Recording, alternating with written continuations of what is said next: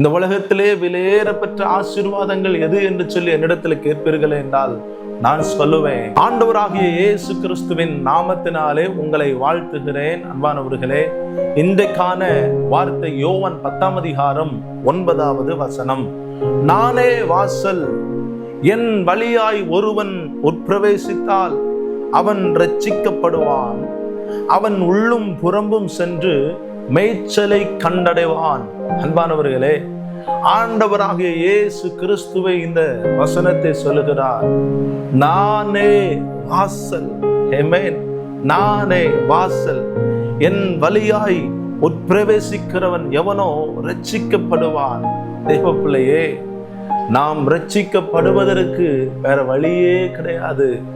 இந்த உலகத்திலே விலையேற பெற்ற ஆசீர்வாதங்கள் எது என்று சொல்லி என்னிடத்தில் கேட்பீர்கள் என்றால் நான் சொல்லுவேன், இரட்சிப்பும் தேவனுடைய வசனமுமே தவிர வேற ஒன்றும் விலையேறப்பெற்ற ஆசீர்வாதம் கிடையாது. தேவ பிள்ளையே, அன்பானவர்களே, இந்த ஆண்டவராகிய இயேசு கிறிஸ்துவை இந்த இரட்சிப்பை தர முடியும்.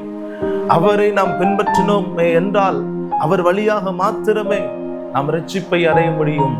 தேவ பிள்ளை, அது மாத்திரமல்ல, நாம் வேத வசனங்களை நமக்கு வாழ்வளிக்கிற, நமக்கு ஜீவன் கொடுக்கிற, நம்மை பலப்படுத்துகிற, நம்மை தூக்கி விடுகிற, உயர்த்துகிற, மேன்மைப்படுத்துகிற இந்த வேத வசனத்தை இவர் வழியாய் நாம் உட்பிரவேசிக்கும் போது அதை நாம் மேய்ந்து கொள்ளலாம், அதை நாம் அடைந்து கொள்ளலாம், அதை நாம் கற்றுக்கொள்ளலாம். தேவ பிள்ளையே, மனுஷன் அப்பத்தினால் மாத்திரமல்ல கர்த்தருடைய வார்த்தையினாலே பிழைப்பான் என்று சொல்லப்பட்டிருக்கிறது. இந்த மேய்ச்சல், இந்த பரிசுத்த வசனம் நமக்கு நல்ல மேய்ச்சலை உண்டாக்கும், நம் வாழ்க்கை புஷ்டியாக்கும். ஆமென். இந்த 2 ஆசீர்வாதங்களையும் இயேசுவின் வழியிலே நாம் செல்லாமல் வேற எங்கும் நமக்கு கிடையாது. ஆமென். இந்த வாசல் வழியாய் இயேசுவை பின்பற்றி அவரே வாசலாய் இருக்கிறார், அவர் வழியாய் பிரவேசியுங்கள். நிச்சயமா இந்த 2 ஆசீர்வாதங்களை தேவன் உங்களுக்கு தருவார். God bless you.